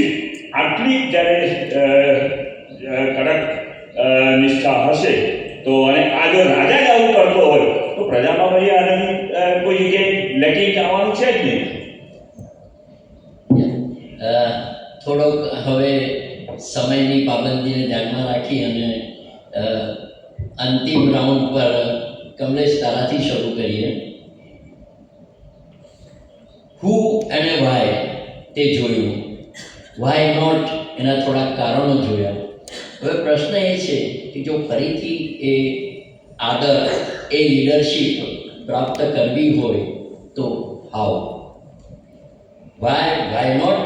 અને હવે પ્રશ્ન આવે છે આપણા બધાને, જે ઓડિયન્સમાંથી પણ એ જ વાત છે કે what are the baby steps, એવા નાના સર્કલ ઓફ ઇન્ફ્લુઅન્સમાં જવાના કયા પગલાં છે કે જે લઈ શકાય. એની વાતો હવે આપણે આ રાઉન્ડમાં કરશું કે વિવિધ ક્ષેત્રોની અંદર I will put it in a very different way કે ગિવન અ ચાન્સ, તમને જો એક એવી પરમિશન આપવામાં આવે કે તમને કોઈ એક કે બે પોલિસીસ બદલવાની છૂટ છે, કોઈ એક કે બે પગલાંને તમારે સાર્વજનિક કરવા હોય તો એ લીગલ સેન્કશન, પોલિટિકલ સેન્કશન પણ તમને મળી રહે, તો આ બેબી સ્ટેપ્સને માટે તમે એક્ટિવિઝમમાં, યુવાનોમાં, બિઝનેસ એથિક્સમાં કઈ પોલિસીસ લાવવાનો પ્રયત્ન કરો અને સમાજમાં, ડેલી લાઈફમાં, ઘરગથ્થુ જીવનમાં વૈયક્તિક કયા પગલાં લઈ શકાય એની વાતો જો આપણે કોન્ક્રીટ સ્ટેપ્સ, પેલો શું કરે કરતાં હું શું કરી શકું, આ વાત ઉપર આપણે આ રાઉન્ડની સમાપ્તિ લઈએ તો મને લાગે છે કે વિષયનો પૂરો ન્યાય ઉગાડ મળશે. પ્રશ્ન માટેની જે તૈયારી કરી તેમાં બીજો પ્રશ્ન પણ કોમન વિષય એક જ છે, એટલે કંઈ પ્રશ્ન નથી. મારાથી શરૂઆત જે થાય ને તો એ જ બેઝિક મને એવું લાગે છે કે એ વસ્તુ થઈ શકે. અરવિંદની વાત કરી ને, અરવિંદ ઘોષમાં મને બનાવ્યા થયો કે અરવિંદ ક્રાંતિકારી હતા, અરવિંદ ઘોષ. અને અચાનક જ પોંડિચેરીમાં જઈને એ ત્યાં આશ્રમ રાખી અને ધ્યાનના અને યોગના ઓલામાં વહી ગયા. ત્યારે એક ગાંધીજી એક લેટર લખે છે, એક પત્ર લખે છે અને એક વ્યક્તિ દ્વારા મોકલે છે એને કે રાષ્ટ્રને હજી આઝાદી મળી નથી, આપણે આટલી ક્રાંતિનું કામ આપણે બાકી છે, હજી અંગ્રેજો સામે લડવાનું છે અને તમે ત્યાં ધ્યાનમાં બેસી ગયા. આખો લેટર અરવિંદ ઘોષને જ્યારે મળે છે ને ત્યારે એ આખા લેટરની નીચે લખે છે કે જ્યારે આપણે ફિલ્મ જોતા હોઈએ ત્યારે ત્યાં ફિલ્મના પડદા ઉપર આગ લાગે, મતલબ ફિલ્મોમાં આગ લાગે તો આપણે ફાયર બ્રિગેડને બોલાવતા નથી. એટલે એ લેટર લઈ અને પાછા જાય છે ગાંધીજી પાસે. ત્યારે ગાંધીજી સમજી જાય છે કે બાહ્ય વાતાવરણમાં બહુ ચેન્જ થાય તો એનું ટેન્શન લેવાની જરૂર નથી, આપણે ઇન્ટરનલ શું કરી શકીએ એમ છીએ, આપણે અંદર કેટલા જઈ શકીએ છીએ. એટલે આ વસ્તુ જે છે ને એ આપણા પોતાનાથી શરૂઆત કરીએ ને એ સૌથી વધારે મહત્વનું છે. ઘણા બધી જગ્યાએ ઇન્ટરવ્યૂ લેવાના થયા ને એમાંથી મને એક વસ્તુ અમને ખ્યાલ આવ્યો કે મોટિવેશનલ બહુ જ જરૂરી છે, બહુ જ જરૂરી છે, પણ ઓવર મોટિવેશનલ બહુ જ નુકસાન કરતા છે. અત્યારે જે મોટિવેશનલ થઈ ગયું છે ને, જે ઓલરેડી સરસ બિઝનેસ કરતા હોય, એથિકલી બિઝનેસ કરતા હોય, આપણામાં એક શ્લોક છે, સને પંથા સને ગ્રંથા સને પર્વતમસ્તે સને વિદ્યા સને વિતમ પંચતાની સને સને. બધી વસ્તુ ધીરે ધીરે કરવી જોઈએ. ધીરે જેટલી પેશન આપણામાં હશે, જેટલી ધીરજ સાથે હશે એટલું આપણી પાસે જે છે એ બહાર ઓટોમેટિક આવે અને ઓવરફ્લો થઈને આવે ત્યારે એની ઇફેક્ટ છે ને એ વધારે હોય છે અને એ આપણે વિશ્વગુરુ તરફની છે ને પ્રયાણ કરી શકીએ અથવા આપણાથી શરૂઆત કરીએ એવું મને લાગે છે. ગીતાનો પણ શ્લોક છે કે યુક્ત આહાર વિહારસ્ય યુક્ત ચેષ્ટુ કર્મસુ યુક્ત સ્વપ્ન બોધસ્ય યોગો ભવતિ દુઃખા. યોગ શું છે? હું જોઈન્ટ કેવી રીતે થઈ શકું? તો કે બધું સપ્રમાણ. બહુ જ લક્ષ્મી તરફ જઈએ છીએ, બહુ જ પૈસા તરફ જઈએ છીએ ત્યારે પણ તકલીફ છે અને જરાય ધ્યાન નથી આપતા ત્યારે તો હાવ વધારે તકલીફ છે. એટલે આ બંનેની વચ્ચે મિડમાં રહી અને મધ્યમ માર્ગી આપણે થઈ શકીએ. એટલે આ પ્રકારનું કરી શકીએ ને એ રીતના એ છે ને જરૂર કે ઇન્ફિરિટી કોમ્પ્લેક્સ જે છે એ આપણે ગઈકાલે વાત થતી હતી બકુલભાઈ સાથે, ત્યારે એમને વાત કરી કે સૌરાષ્ટ્રના યુવાનોને ઇન્ફિરિટી કોમ્પ્લેક્સ છે. એ ખરેખર એવું છે નહીં, અંદર એવું છે નહીં, અંદર બહુ જ સરસ એફિશિયન્ટ છે પણ બહારથી એવું લાગે છે કારણ કે કોમ્યુનિકેશન સ્કિલ નથી, આપણે પ્રેઝન્ટ કરી શકતા નથી, આપણે આપણી જાતને બતાવી શકતા નથી. શું કામ બતાવી શકતા નથી? કારણ કે સ્પિરિચ્યુઆલિટીનો અભાવ છે, આપણો કોન્ફિડન્સનો અભાવ છે. એટલે આપણને એ બાબતની અંદર જો મોટિવેશનલ મળી રહે ને તો આપણને સાચા અર્થની અંદર ખબર પડે. બીજું આપણને એક પ્રશ્ન થાય, સ્વામી વિવેકાનંદ તો 39 ઉંમરે દેવ થઈ ગયા હતા. 39 વર્ષની ઉંમરે દેવ થઈ ગયા હોય અને ત્યારે એને એમ કીધું કે મારું બધું જ કામ પૂરું થઈ ગયું છે. તો બધું કામ કેવી રીતે પૂરું થઈ ગયું? હજી તો આપણને દેશને આઝાદી નહોતી મળી, ભ્રષ્ટાચાર પૂરો નહોતો થયો, ઘણી બધી તકલીફ હતી, તો એને એમ કેમ લાગ્યું કે મારા દેશનું કામ પૂરું થઈ ગયું છે? કારણ કે ઇન્ટરનલ એટલું સેટિસ્ફેક્શન હતું, અંદર એટલો સંતોષ હતો. આપણે તો પૂર્ણ જન્મમાં માનવાવાળા છે, આપણે ઉતાવળ શું કામ ચાલી બધી? આપણે એ કાંઈ ઓલી નથી. એટલે આ ઇન્ટરનલ જેટલું થાય ને એટલું બાહ્ય આવે, ત્યાંથી બેબી સ્ટેપ લેવા જોઈએ. એટલે બેબી સ્ટેપ એ છે કે આપણે અંદરથી શરૂઆત કરી, બી એન્ડ મેક, હું બનું અને પછી બને ઓટોમેટિક. એ પ્રોસેસ મને સારી લાગે છે.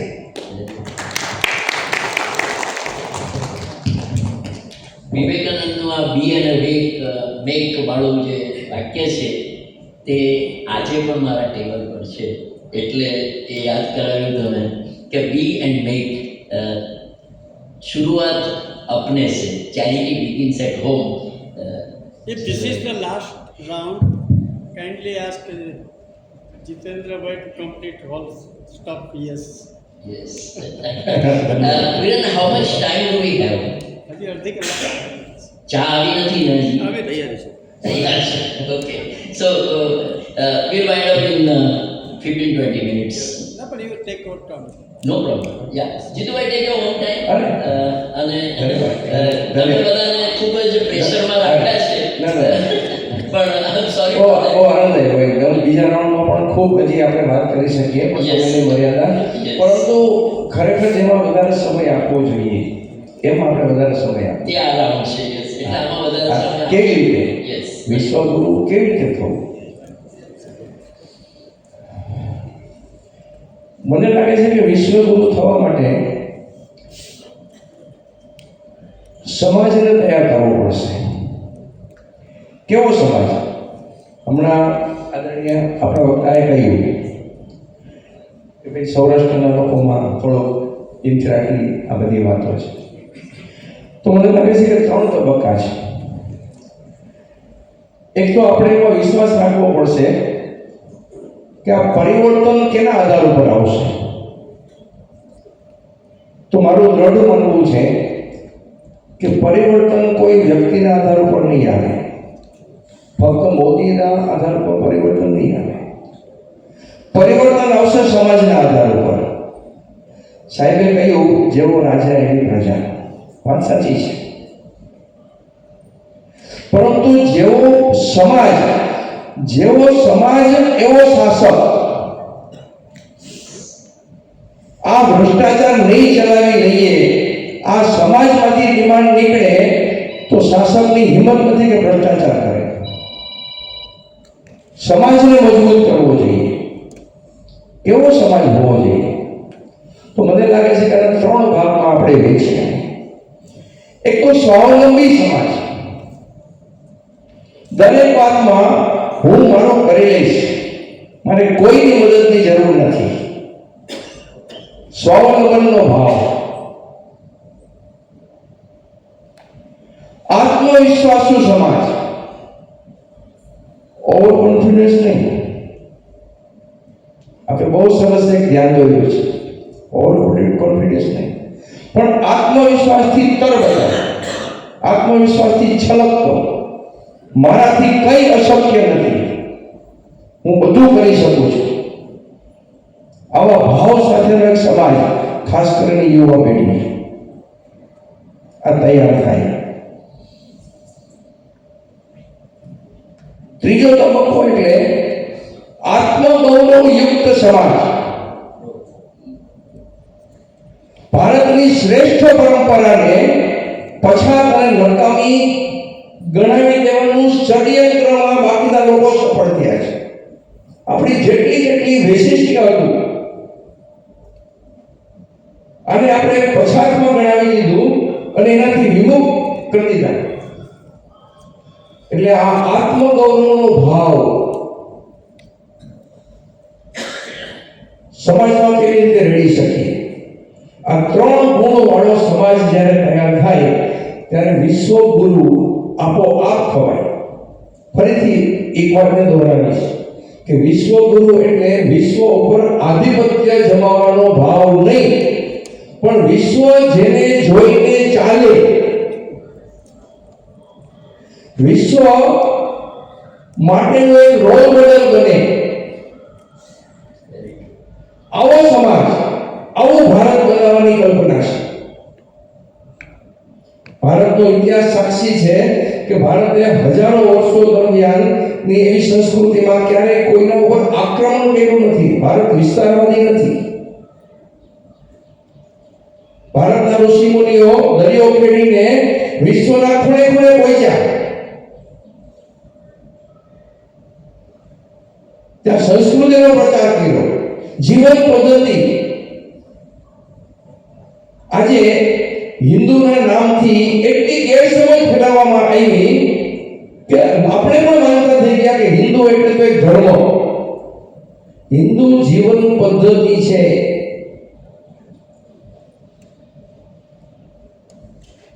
આ વાતને ટ્વિસ્ટ કરીને આપવામાં આવી. એના કારણો નહીં પડી. વિષય આપણો ચાલે છે કે કેવી રીતે. તો આ ત્રણ ગુણોથી સંપન્ન જ્યારે સમાજ બને ત્યારે વિશ્વગુરુના પદ તરફ આપણે એકદમ ગતિ કરીએ.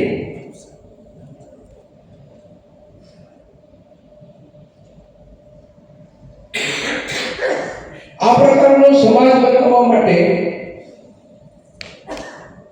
એક આચરણયુક્ત મનોવૃત્તિ,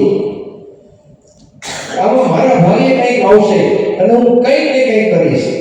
નાની નાની વાતોની ઘણી ચર્ચા થઈ, ત્યાંથી આપણે શરૂઆત કરીએ. આપે કહ્યું આઈસ્ક્રીમનો કપ, સ્વચ્છતા, અનુશાસન, ઘણા બધા આપણે જ્યારે નક્કી કરશું ત્યારે આપણને સ્પષ્ટ દેખાશે કે આપણા પણ જીવન વ્યવહારમાં કેટલો બદલ કરવો પડે, આપણે પણ કેટલા આગ્રહો રાખવા પડે.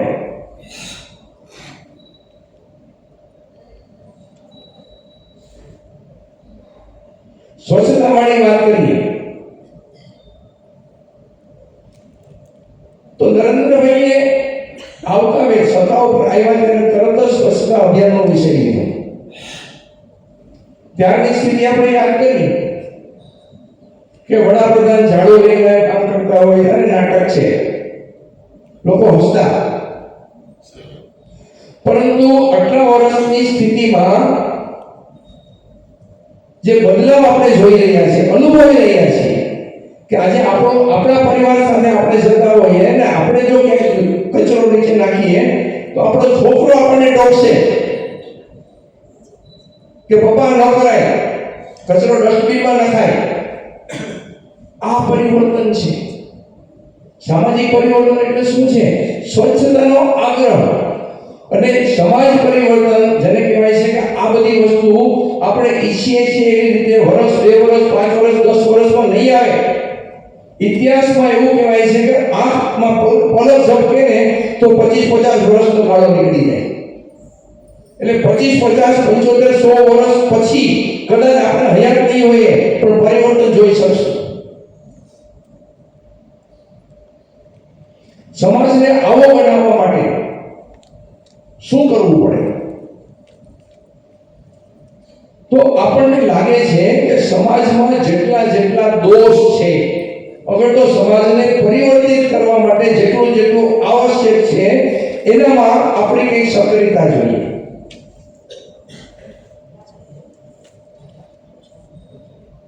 હું રાષ્ટ્રીય સ્વયંસેવક સંઘ સાથે જોડાયેલો છું. રાષ્ટ્રીય સ્વયંસેવક સંઘના આજે 1925માં શરૂ થયો, 2025માં શતાબ્દી વર્ષ ચાલે છે. આજે 100મા વર્ષે સંઘ સમાજ પરિવર્તનનું કામ લઈને નીકળ્યો છે. આજનો વિષય પણ આ જ છે. તો સમાજ પરિવર્તનના વિષયમાં સંઘે શતાબ્દી વર્ષ ઉજવવા માટે મોટા કાર્યક્રમો કે શક્તિ પ્રદર્શનના આયામો નક્કી નથી કર્યા. સંત વિચારને માનવાવાળા સંઘના કાર્યકર્તાઓને સમયદાનનું આહ્વાન કર્યું. જેટલા કાર્યકર્તાઓ જેટલો સમય આપતા હતા એના કરતા વધારે સમય કેમ આપી શકે એવી એની વૃત્તિ બની. એના આધાર ઉપર એમને કામ સોંપ્યું કે સમાજના દોષ નિવારણ માટે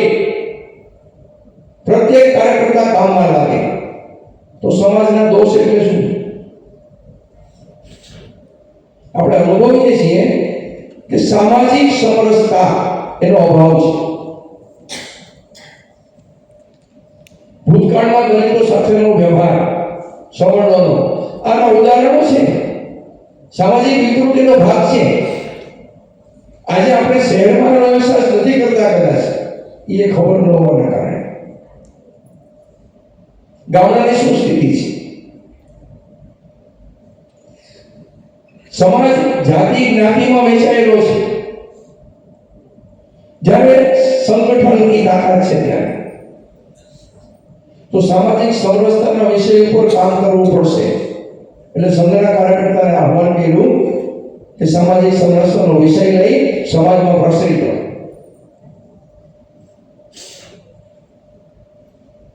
પર્યાવરણ વૈશ્વિક સમસ્યા છે. આ વૈશ્વિક સમસ્યામાં અને ધ્યાનમાં આવે છે કે આના ભયંકર પરિણામો 50-50 વર્ષ પછી ભોગવવાનું છે સમાજ વિશ્વએ. તો એના તરફ અત્યારે કામ કરો. વૃક્ષો વાવો, પર્યાવરણને નુકસાન ન થાય એના માટે જાગૃત કરો સમાજને. એટલે આ સમાજ સંઘ એકલો જ કરે થવું કહેવાનું જ્યારે મારો મત નથી. સમાજમાં આવું કામ કરવાવાળા પુષ્કળ ભેગા છે.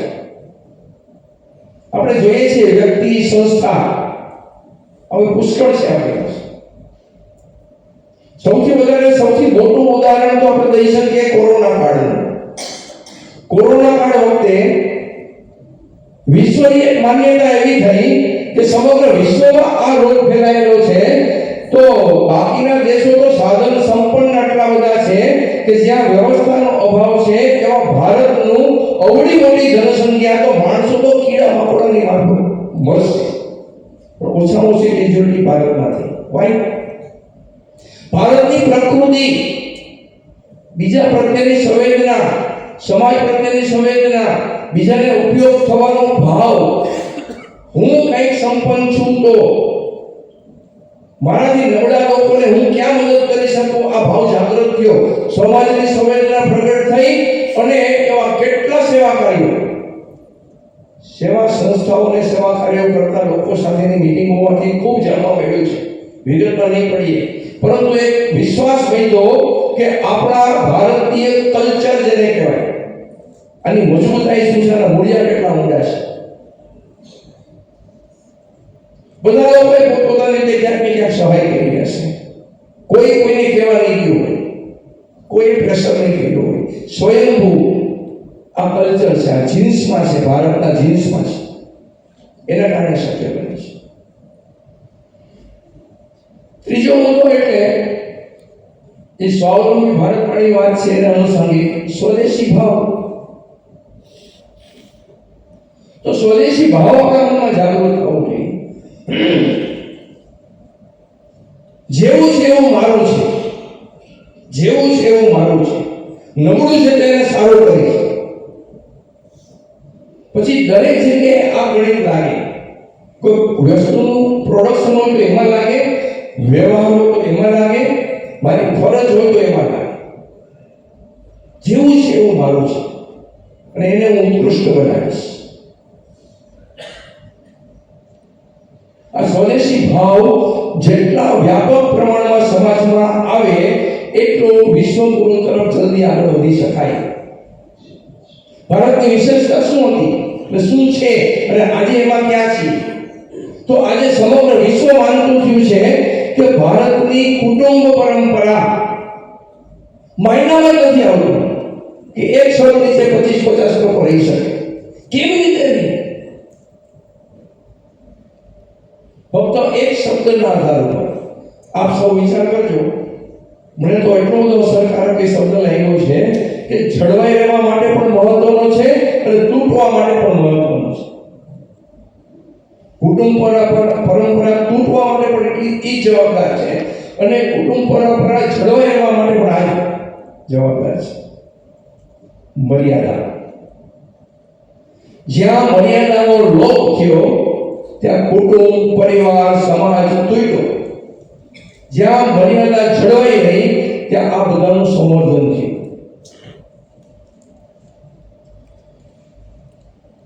કુટુંબ પરંપરા એટલે કુટુંબ પ્રબોધન. આના નામથી સંઘો વ્યાપક કામ કરે છે. સમાજને આહ્વાન કરે છે કે આ વિચારથી જોડાયેલા લોકોને મળો, સાથે જોડો અને સમાજમાં બહુ ઝડપથી આ ભાવ પ્રગટ થાય. અન્ય સંસ્થાઓ, અન્ય સંપ્રદાયો ઘણું કામ કરે છે આ માટે. આ બધું કરવામાં સંઘ કરે છે એટલે સંઘર્ષ કરે છે આવું કહેવાનો જરાય મતલબ નથી. સમાજ પુષ્કળ કરે છે.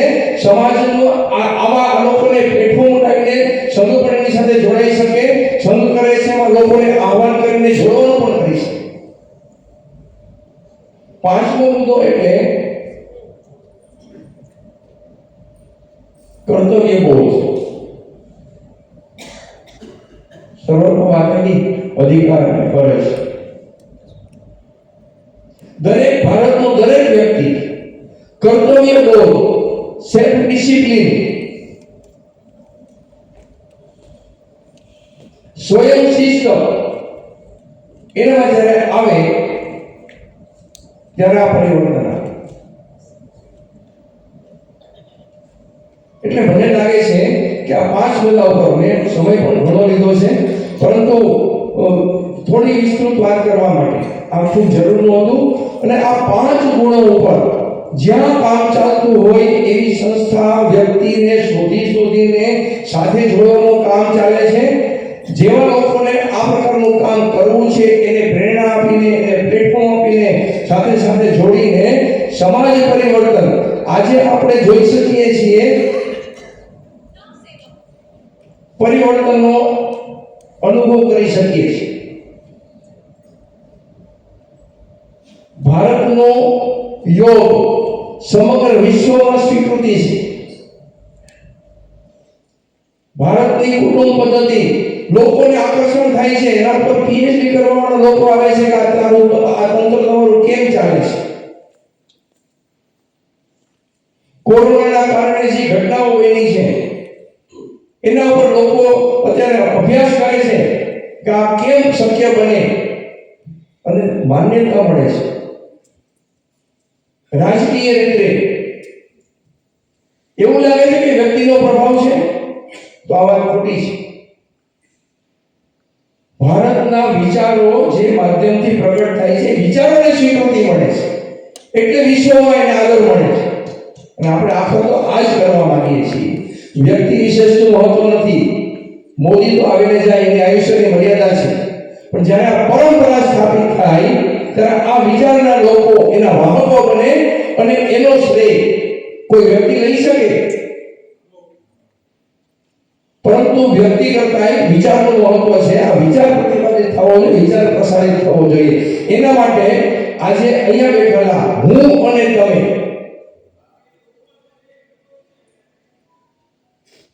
રામ સેતુ બનાવવા માટે જે ખિસકોલીની રેતીના કણવાળી વાત છે, ઉદાહરણ ફરીથી સમય જશે નહીં આપું, પણ એટલો પણ આપણો સ્વભાવ હોય તો કમસે કમ આપણે આપણી આવતી પેઢીને કહેશું કે આ પરિવર્તન લેવામાં અમારો પણ સહભાગ છે. ધન્યવાદ.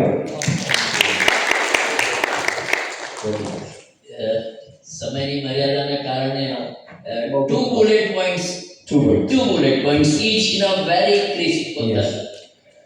ત્રણ ચાર. so this is corporate culture, pay over a free.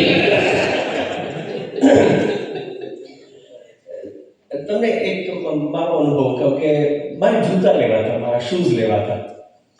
એટલે શૂઝ લેવા માટે હું 2-3 બ્રાન્ડની વાતો કરતો હતો મારી વાઈફ સાથે કે આ બ્રાન્ડ લઈએ કે આ બ્રાન્ડ લઈએ.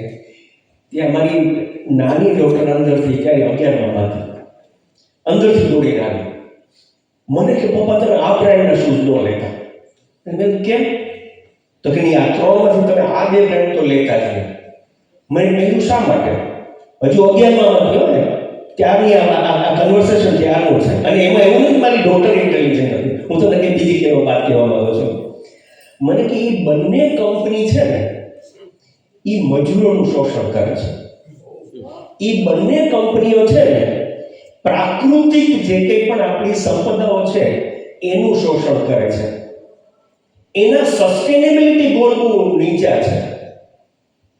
એટલે તમે મને તો બહુ મોટો ધ્રાસકો પડે, ખાલી 11મા ધોરણના બાળકને આવી કેમ ખબર? અને મેં કીધું સૃષ્ટિ તને આવી કેમ ખબર? આવું કે આને આ મજૂરોનું શોષણ કરે છે ને આપણા જે નેચરલ રિસોર્સિસનું એક્સપ્લોઇટેશન. મને કે પપ્પા અમારે તો આના ઉપર પ્રોજેક્ટ હતો. દરેક કંપનીઓના સસ્ટેનેબિલિટી ગોલ અને સસ્ટેનેબિલિટી ઇન્ડેક્સ મેઝર કરવામાં આવે છે. સસ્ટેનેબિલિટીમાં 3 હોય index, only 2 minutes: environment, social and governance. જો એ ત્રણેય ગોલ મીટ ન કરે તો એનો ઇન્ડેક્સ ઓછો હોય.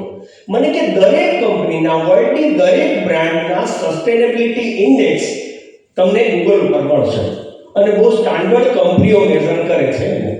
અને આ બે કંપનીના સસ્ટેનેબિલિટી ઇન્ડેક્સ લો છે.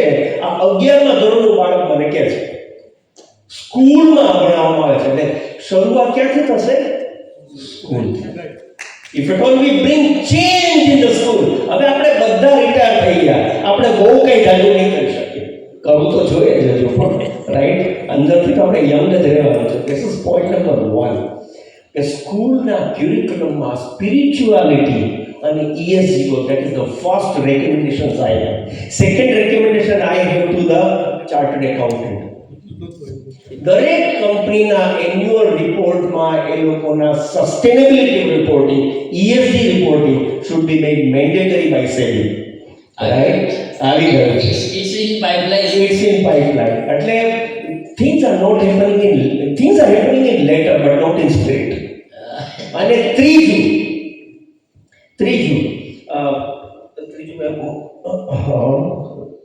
સ્કૂલ લેવલે this is second.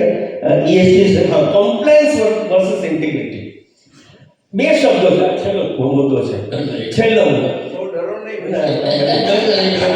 પછી ખીજાતા હોય છે એ ઓલા. રાઈટ, એ બહુ ખીજાતા છે. Compliance versus integrity. There are 2 words. Compliance versus integrity. કોઈને ખબર છે બંનેનો difference? Compliance versus integrity. Compliance એટલે કે રેડ સિગ્નલ ચાલુ હોય અને પોલીસ ઊભો હોય અને આપણે ગાડી રોકીએ, એ કમ્પ્લાયન્સ. પણ રેડ સિગ્નલ હોય કે ન હોય માની લો, અને પોલીસ ન હોય તો પણ આપણે ગાડી રોકીએ, integrity. Are getting my point? આપણે છે ને આપણી પાછળ કોઈ દંડો લઈને ઉભો રહે ને ત્યારે હરકત થઈએ. કોઈને આપણી પાછળ જો આ દેશમાં પોલીસ અને કોર્ટની જરૂર ન પડે આપણે વિશ્વગુરુ બની શકીએ, એવું મારું માનવું.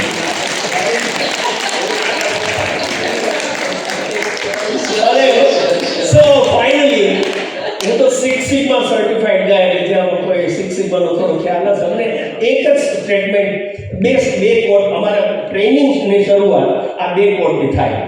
એક, inch by inch we can clinch, yard by yard is very hard.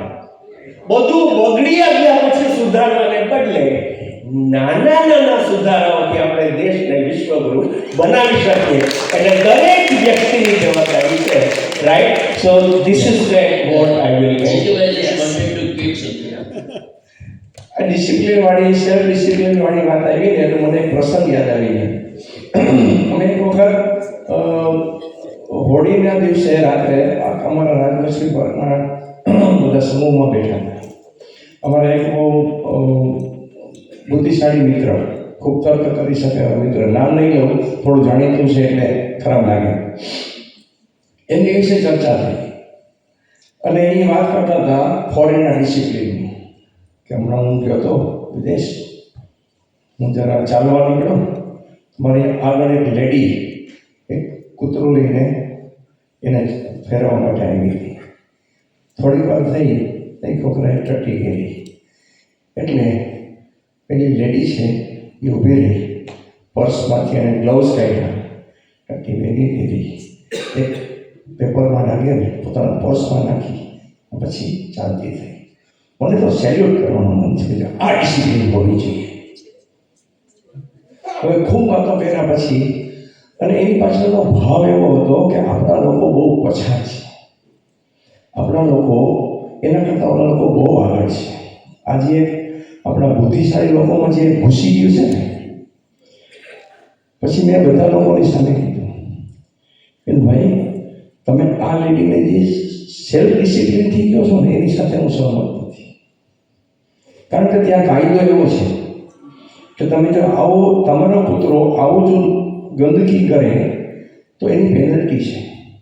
એ કદાચ અવગણી નાખે ને તો કાયદો એટલો સતર્ક છે કે એ બધું મોનિટરિંગ થાય છે અને ઘેરે પહોંચે ને એ પહેલાં એને $2000 કે $2000 પટ્ટી આવી જાય. આ બીકમાં ને બીકમાં સાફ કરે છે. ભાઈ તો આજે ભારતની 140 કરોડની વસ્તી, 140 કરોડની વસ્તીમાં કાયદો એટલો મજબૂત નથી. હવે ત્યાં જગ્યા મોટી, વસ્તી ઓછી, બધું કંટ્રોલમાં છે એટલે. પણ મહેરબાની કરીને તમે એને સેલ્ફ ડિસિપ્લિન સાથે ન સરખાવો. હા, એટલે આટલું મારે ખાલી કહેવું હતું. એટલે આપણી જે માનસિકતા બની ગઈ છે ને એમાંથી બહાર નીકળવું.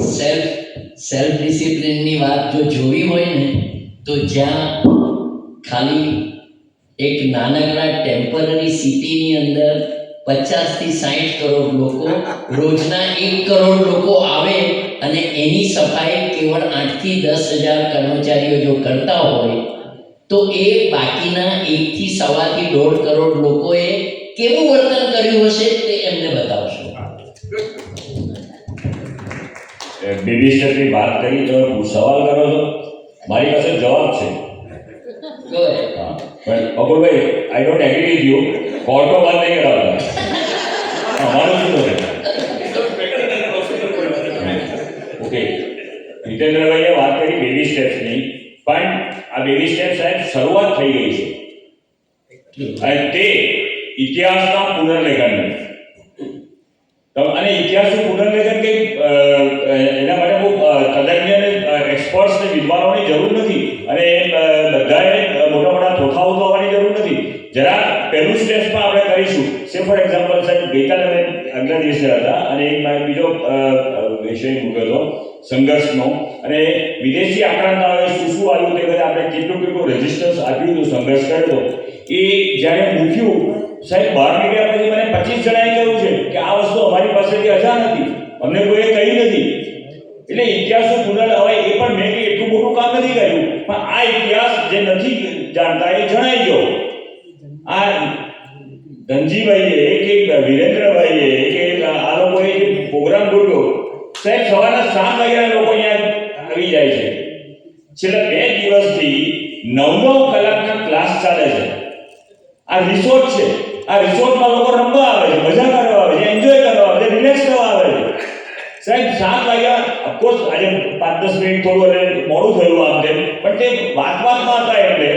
પણ અને આવ્યા પછી જો અહીંયાથી 134 માંથી એક જણ ઊભો થઈને જતો નથી, ક્લાસ છોડતો નથી. 40 મિનિટનો ક્લાસમાં પ્રોફેસરને ખબર છે છોકરાઓને please keep I am just finishing.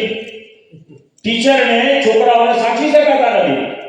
જેની ઉંમર નથી ભણવાની એવા લોકો ભણવા બેઠા છે, નોટો લખે છે, કાંઈ લખે છે, જે ભૂલી ગયા છે, મિસ કરે છે, બહાર નીકળીએ પછી એક્સપર્ટ્સની શું થાય. બેબી સ્ટેપ્સ તમે શરૂ કરી દીધું છે. રિસોર્ટને કોલેજમાં ફેરવી કાઢી છે, તો એના માટે અને આ ઓનલી થિંગ ઇઝ કે this should not be the temporary. કારણ કે સાહેબ 7 વાગેલા એને એકચ્યુઅલી અમે પણ અમારા ઘરે રોજ ઉઠતા નતા. આ તો વિરેન્દ્રની ને ધનજીભાઈની દાદાગીરી છે કે સવારના 7 વાગે અમે ઉઠીને અહીંયા આવી જઈએ. બાકી મારા ઘરે તમે આવ્યા હોત તો હું કદાચ 7 વાગે ગોતવાનો ન રહ્યો હોત. પણ ઇન અ વે બધાની આ અનુશાસન આવી ગયું. 2 દિવસ માટે આવ્યું, પ્રેમથી આવ્યું છે. તો આ પ્રેમથીને આપણી સાહજિકતાથી અનુશાસન આવ્યું છે કે આ બેબી સ્ટેપ. પણ આ 2 દિવસમાં ન રહે, સળંગ રહે, પરમેનન્ટ બની જાય, એ જ વાત. ધન્યવાદ. Last 2 points in just 30 seconds. See, શ્રોતાઓ સ્વપ્ન છે તે ઇતિહાસનું પુનર્લેખન એટલું કહો અથવા તો એ કે વેસ્ટર્ન ફ્રેમવર્કનો ત્યાગ સમજ પડે છે આપણને. આ 30 સેકન્ડમાં નહીં ગણે એ બોલ્યા. Your time starts now. એટલે સભ્યતા અને સંસ્કૃતિ વિશે વાત થઈ ને કે સભ્યતા અને સંસ્કૃતિમાં શું ફેર છે? વે ઓફ થિંકિંગ ને વે ઓફ લાઈફ અને સંસ્કૃતિ છે. આપણે સભ્યતા અને સંસ્કૃતિમાં કપાવી દઈએ